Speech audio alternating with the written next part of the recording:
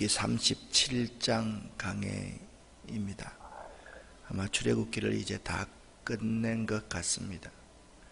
출애굽기가 끝나고 나면 레위기를 할 터인데, 레위기가 어렵다라는 사람도 있고, 또 레위기가 참 읽기가 힘들다라는 사람도 있습니다.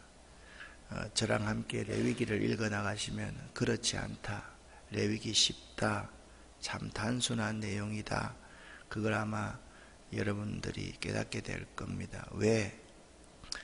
오늘 강해를 들으면서 성막 안에 있는 7가지의 종류들을 여러분 머릿속에 기억하고 있는 정도만 되면, 그 정도의 성의만 있으면 레위기의 5대 제사들, 또 다른 제사들, 또 절기들, 이런 부분은 매우 쉬운 접근을 할 수 있다라고 여러분 생각하시면 될 겁니다. 성소와 지성소의 기구를 완성하다. 하나님께서 우리에게 주시는 말씀은 출애굽기 37장 29절 말씀 함께 합독합니다. 거룩한 관유와 향품으로 정결한 향을 만들었으되 향을 만드는 법대로 하였더라. 아멘. 하나님께서 이스라엘 백성들을 출애굽을 시켰습니다. 출애굽한 이스라엘 백성들이 2달여 이제 진행하여서 시내산에 도착을 했습니다. 출애굽기 24장에서 하나님께서는 이스라엘 백성들과 계약을 맺으시는데, 이 계약을 맺기 전에 출애굽기 19장부터 23장까지 하나님은 계약을 맺을 수 있는 준비를 철저하게 시키십니다. 그래서 19장부터 24장에서 하나님께서 계약의 당사자인 이스라엘 백성들이 계약을 이행할 만한 자들이 되지 않았음에도 불구하고 그들과 계약을 맺으십니다. 그때부터 이스라엘 백성들은 선민이 되고 제사장의 나라로서의 사명을 감당해야만 했습니다. 하나님께서 이스라엘 백성들에게 십계명 돌비에 하나님의 말씀을 친수로 새겨주시고 난 이후에 회막을 지어라 라고 말씀하셨습니다. 이스라엘 백성들은 하나님께서 말씀하신 대로 회막을 지었습니다. 회막을 지을 쭉 준비를 35장까지 해서 하고 있습니다. 이 회막의 책임자는 버살렐과 오홀리압이라는 사람이었습니다. 36장 지난 토요일날 읽었을 때 회막의 책임자 버살렐과 오홀리압, 그리고 지혜에 있는 사람들과 함께 그 성막에 있는 모든 기구들을 만들었다라고 말씀했습니다. 그래서 36장에 성막을 완성했습니다. 성막을 완성하고 나면 이제는 무엇을 만들어야만 할까요? 성막 속에 있는 모든 기구들을 만들어야만 했습니다. 성막을 제작하는 과정이 36장을 다시 한번 보겠습니다. 성막 제작에 이스라엘 백성들이 착수했습니다. 브살렐과 오홀리압과 및 마음이 지혜로운 사람들이 이 사역에 하나님이 지명하여 그들을 불렀습니다. 지명하여 불렀다라는 의미를 여러분에게 잘 설명을 드렸습니다. 버살렐이라는 이름의 뜻은 하나님의 보호 아래에 있는 자라는 뜻이고, 오홀리압이라는 이름의 뜻은 아버지는 나의 장막이다 라는 뜻입니다. 성막 이 자체가 하나님의 보호 아래에 있는 것을 상징하는 것입니다. 성막이 움직일 때마다 하나님께서는 그들에게 무엇을 보여주셨습니까? 구름 기둥과 불 기둥으로 그들을 인도하고 보호해 주셨습니다.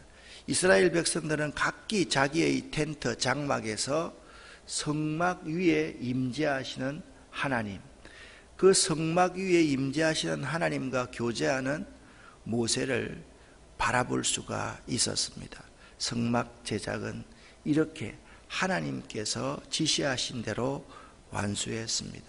그런데 그 완수하기 위해서 가장 필요했던 것이 무엇이었습니까? 예물이었습니다. 이 예물을 드림에 있어서의 두 가지의 기준이 있습니다. 한 기준은 뭐냐? 마음의 감동이 있어야 됩니다. 또 한 가지 기준은 자원하는 마음이 있어야만 됩니다. 이스라엘 백성들처럼 그렇게 예물이, 물질이 넘치도록 드린 적이 없습니다. 오늘날 우리가 교회를 지을 때 은행에 대출하고 빚내어서 짓는다. 이스라엘 백성들은 대출하고 빚낼 은행도 없을 뿐만 아니라 그런 행동들은 한 번도 한 적이 없습니다. 자원하는 마음으로 힘껏 그들의 생명을 다해서 하나님을 사랑할 때 마음을 다하고 뜻을 다해서 생명을 다해서 하나님을 사랑하듯 그들은 하나님 앞에 헌금을 드렸습니다. 여기까지만 여러분들이 생각해서는 안 됩니다. 부흥사 목사님들이 와가지고 여러분 하나님 앞에 헌금을 힘껏 드려야 됩니다. 등줄이 휘게 드려야 됩니다. 할렐루야. 여기서 끝나면 안 됩니다. 그 헌금을 관리하는 일꾼들, 버살렐과 오홀리압과 지혜로운 마음을 가진 자들은 그 헌금을 잘 관리했습니다. 그것이 하나님의 것이라는 사실을 알고 한치도 흐트러짐이 없이 그 예물을 잘 관리했다는 사실이 36장에 나타나고 있습니다. 이스라엘 자손은 이런 삶을 살았습니다. 모든 백성들은 마음에 감동하여 자원하여서 힘껏 하나님께 드렸고, 그것을 관리하던 지도자들은 그 하나님 앞에서 그 예물들을 집행하기 시작했다라는 사실을 알 수가 있습니다. 드디어 36장 8절부터 38절에 성막 건축이 완성됩니다. 여러분, 성막을 짓기 전에 하나님께서 모세에게 명령하신 명령은 십계명 돌비를 깎아서 와라, 다듬어서 와라 그랬습니다. 그럴 때 십계명 돌비와 함께 가져오라는 것이 뭐가 있었습니까?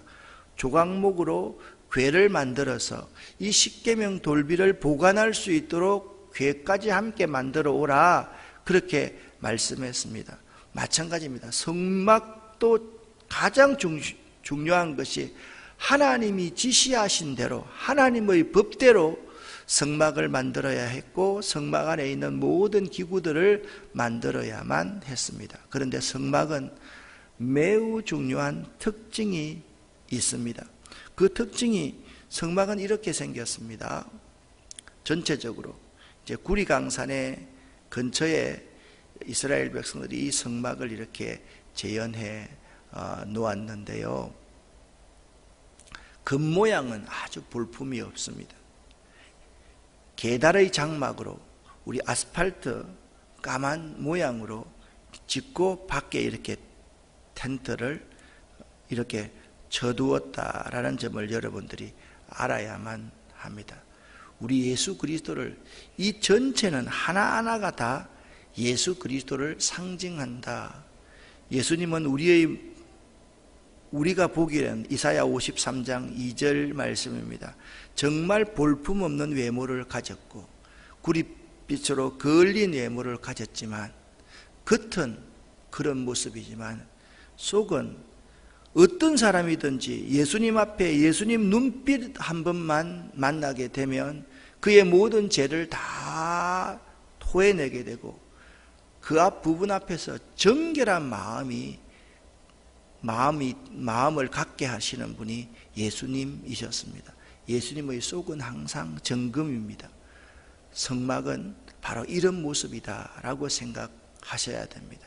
겉은 볼품없는 모습 같지만 속이 알차고 차 있는 모습, 그 속에 진정한 진리를 품고 있는 자가 예수 그리스도라는 사실을 우리가 알 수가 있습니다. 그러면 이 성막 모형을 한번 생각을 한번 해봅시다.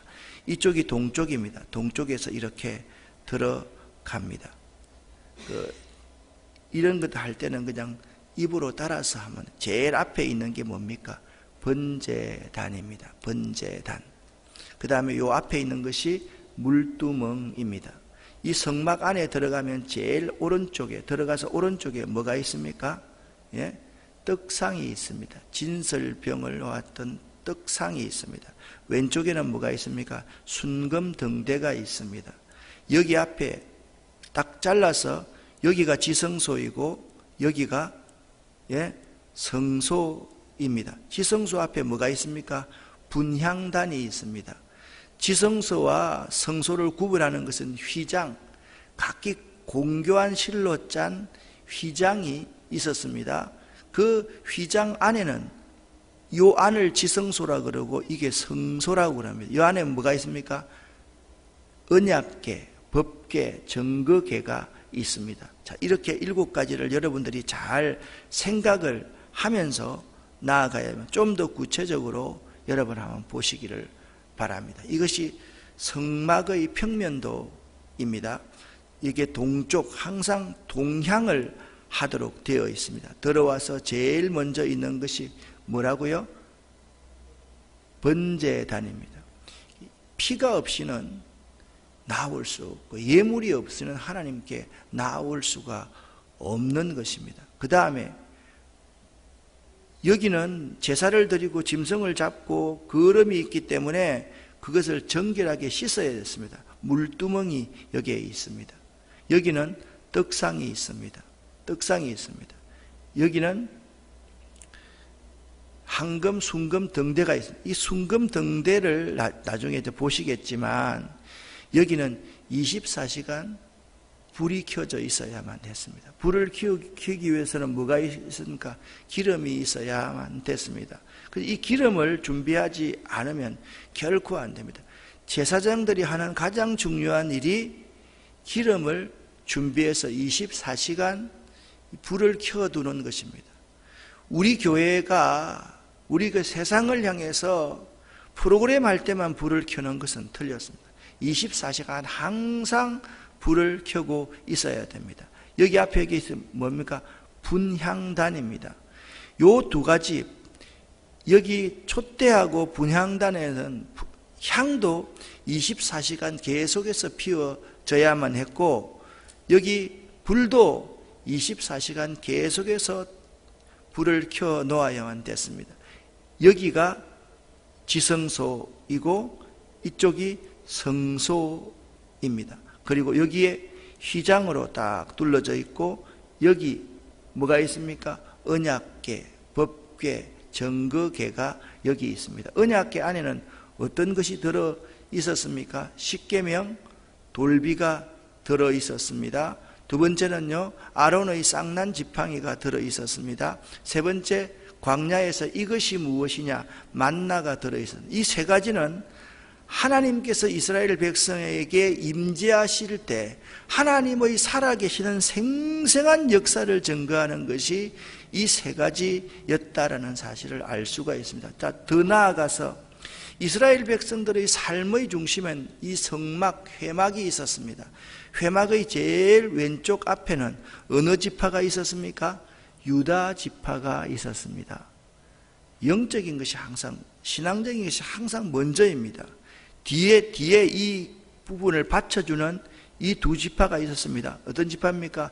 요셉 지파, 므낫세와 에프라임 지파가 이 성막 배후를 딱 바치고 있다라는 사실을 여러분이 기억을 하실 수 있을 겁니다. 그러면 자, 7가지를 다시 한번 들어가면서 제일 먼저 있는 것이 뭐라고요? 번제단. 크게 따라하세요. 2번째는 물두멍, 3번째 떡상, 4번째 순금 등대, 5번째 분향단, 이제 6번째 딱 지성소를 구분하는 게 6번째입니다. 지성소 안에는 뭐가 있습니까? 언약궤가 있었다라는 점을 여러분들이 알아두시면 좋겠습니다. 이제 37장에 들어갑니다. 37장에 들어와서 제일 먼저 법궤, 언약궤, 증거궤를 완성을 합니다. 법궤는 반드시 레위인들이 어깨에 매도록 되어 있습니다. 어깨를 맨 것의 상징입니다. 이렇게 생겼습니다. 그리고 법궤는 순금으로 이렇게 만들었습니다. 참 여러분, 버살렐이 1절에 조각목으로 궤를 만들었으니, 자, 제일 먼저 하나님이 모세를 하나님이 지시하시는 그 시나이 반도의 시내산에 올라오라고 할 때 두 가지를 만들어 오라 그랬습니다. 하나는 뭡니까? 돌을 깎아서 만들어 오고, 두 번째는 조각목으로 궤를 만들어 오너라. 뭐하게? 이 돌비를 간수하게. 여러분, 정말 중요합니다. 어떤 분은 우리 아름다운 교회를 이렇게 혹평을 하는 사람들이 있더라고요. 아름다운 교회는 새벽 기도가 너무 길어서 못 가겠다고, 그래서 교회 옮겼다고. 잘 옮겼습니다. 뭐 그렇게 괜찮습니다. 근데 여러분, 저는 이렇게 생각을 합니다. 새벽 기도, 설교 이 정도는 해야만 합니다. 왜? 기도를 1시간 하면 저는 성경은 3시간 정도 읽어야 된다라고 확신하는 사람입니다. 그냥 기도만 열심히 하다 보면 사람들이 헷가닥 뒤집어져 가지고 자기 속에 있는 것이 하나님의 뜻이라고 잘못 받아들이는 경우가 거의 100%, 1000%입니다. 기도는 원래 어떻게 하는 거냐? 하나님의 음성을 듣는 것입니다. 하나님의 뜻에 순종하는 것이 기도입니다. 그리고 간구하는 겁니다. 그래서 기도를 열이라고 한다면 저는 이렇게 생각합니다. 이건 제 생각입니다. 하나님 말씀을 듣는 시간이 6이 되어야 되고, 자기를 위해서 간구하는 것은 1 정도가 되어야 되고, 다른 사람을 위해서 중보하는 것이 3 정도 되어야 된다고, 저는 성경 전체를 읽으면서 나는 이렇게 되어야 된다고 마음속에 확신을 하고 있는 사람입니다. 그렇기 때문에 새벽 기도 시간에 하나님 말씀을 충실하게 듣고 그 하나님의 뜻에 맞춰서 나를 내려놓는 것, 그것이 중요한 기도의 시간임을 알아야만 됩니다. 내가 어떤 것을 하고 싶습니다, 내가 이런 것을 계획합니다 라고 기도하면 반드시 내 마음속에 있는 내 뜻을 하나님의 뜻이라고 착각하기가 매우 쉽기 때문에 그렇습니다. 그래서 여러분, 한 분 한 분들이 새벽 예배 와서 가장 중요하게 생각해야 될 게 말씀에 집중하는 것이다 라는 점을 알아야만 됩니다. 자, 이것이 법궤를 완성했다. 그 다음에 완성한 것이 뭐냐? 속죄소를 완성하는 거예요. 속죄소는 다른 말로 하면 지성소입니다. 지성소 안에 속죄소를 이렇게 완성을 하는데, 이 속죄소에 아주 중요한 특징이 있습니다. 그 특징이 뭐냐면 그룹들입니다. 그룹들이 날개를 높이 펴서 그 날개로 속죄소를 덮고 있습니다.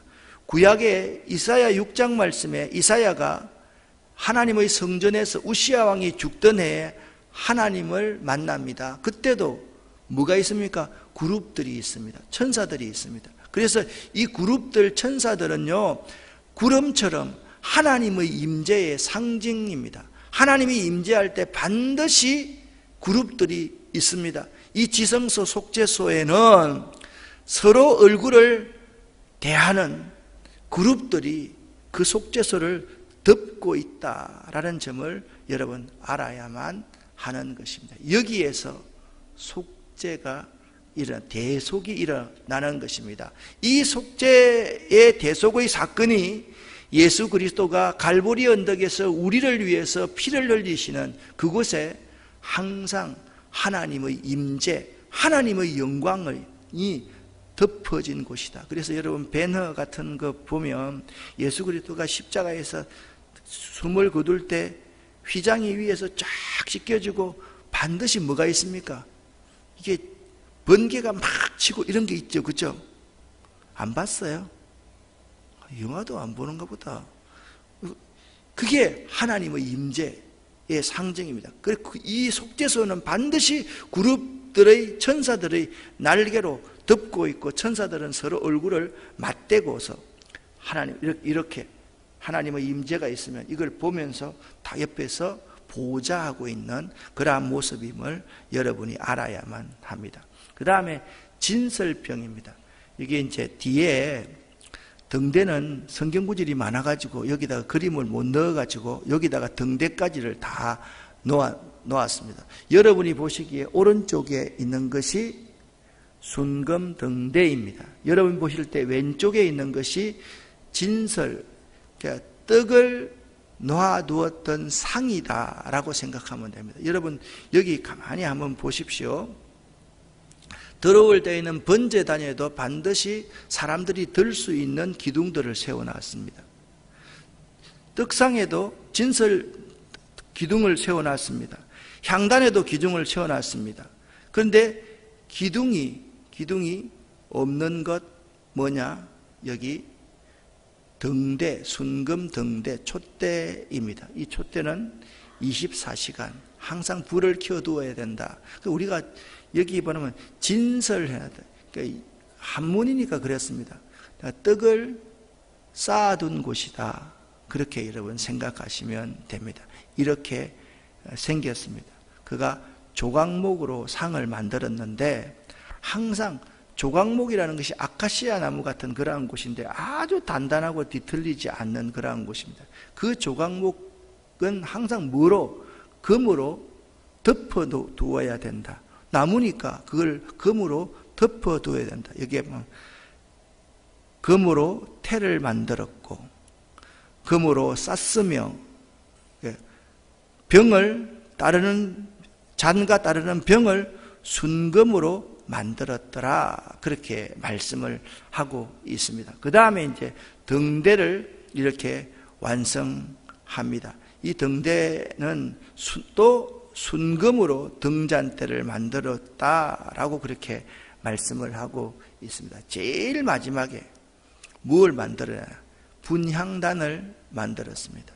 분향단, 또 조각목으로 분향단을 만들었다. 그렇게 말씀을 하고 있습니다. 그런데 자 1절부터 29절까지의 말씀을 읽었는데요. 서론적인 부분에 이런 말씀을 드렸어요. 이스라엘 백성들은 있잖아요. 어떻게 하면 하나님 말씀을 철저하게 지킬까?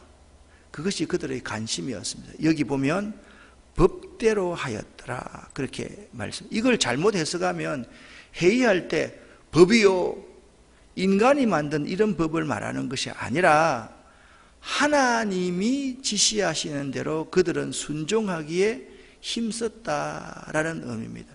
이스라엘 백성들의 고민은 어떻게 하면 하나님의 말씀을 철저하게 지킬까? 그것이 그들의 가장 철저한 고민이었습니다. 여러분 신앙생활을 할 때 있잖아요. 믿음은 보수적으로 가져야 됩니다.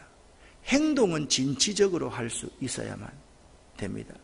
그래서 믿음은 있죠. 믿음이 뭐예요? 내 생각을 집어넣는 것은 믿음이 아니에요. 나의 철학 따라서 하는 것은 믿음이 아니에요. 믿음이 뭐냐? 하나님의 말씀을 100% 그대로 믿는 것이 믿음입니다.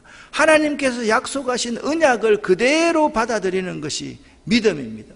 그렇기 때문에 믿음은 철저해야 됩니다. 우리는 어떤 믿음을 갖고 있느냐 하면 따라합시다. 대충 따라해보세요. 대충 우리는 대충 합니다. 신앙생활은 대충 하는 것이 아닙니다. 신앙생활은 철두철미하게 하는 것입니다.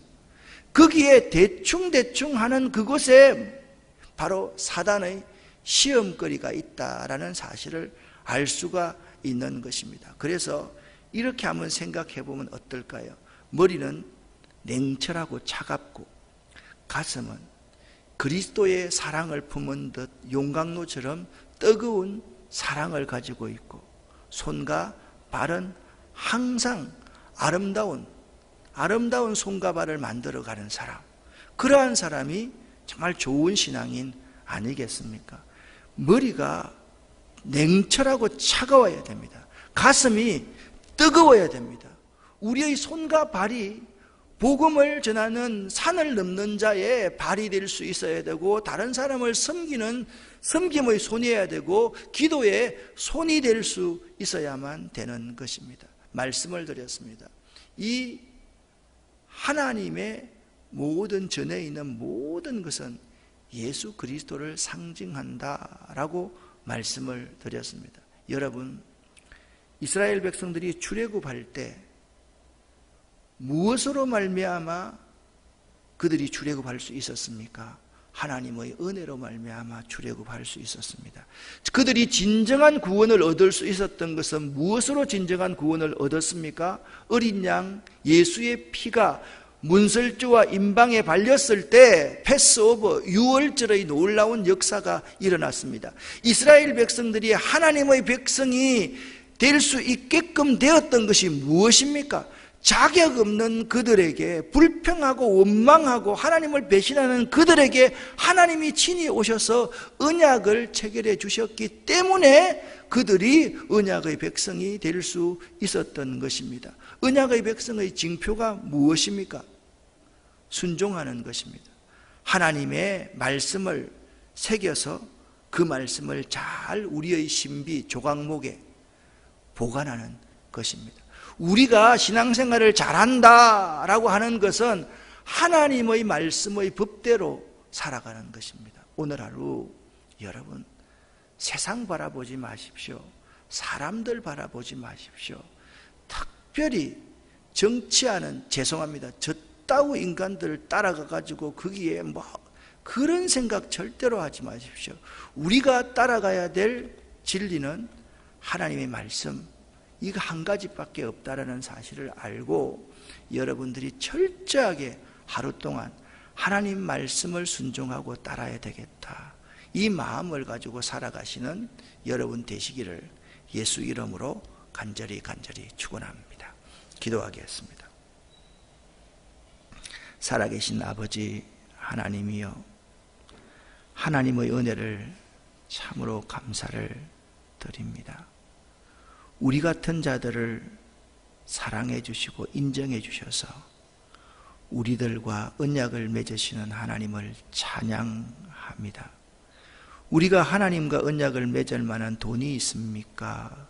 신뢰가 있습니까? 신용이 있습니까? 아무것도 없는데 하나님은 우리를 왕 같은 제사장으로 삼아 주셨고 하나님의 백성이 될 수 있도록 은혜를 베풀어 주셨습니다. 감사합니다. 하나님의 법대로, 하나님의 말씀대로 살아가기를 생명을 다해 힘쓰는 저희들 될 수 있도록 도와주시옵소서.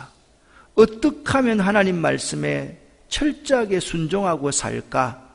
그것이 우리의 삶의 고민이고 발부둥일 수 있도록 도와주시옵소서.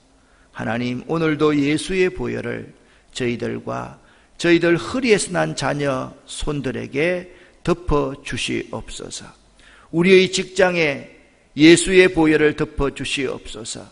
우리의 사업에 예수의 보혈을 덮어 주시옵소서. 우리가 바라는 꿈 위에 예수의 보혈을 덮어 주시옵소서. 내 꿈이 내 생각이 아니게 하시고 하나님께서 나와 우리 이웃들과 이 세상에 원하시는 그것이 우리의 꿈이 될 수 있도록 도와주시옵소서. 이번 일주일도 넉넉히 승리할 수 있도록 도와주시옵소서. 예수 그리스도 이름으로 축복하옵고 간절히 기도 올립니다. 아멘. 자, 오늘부터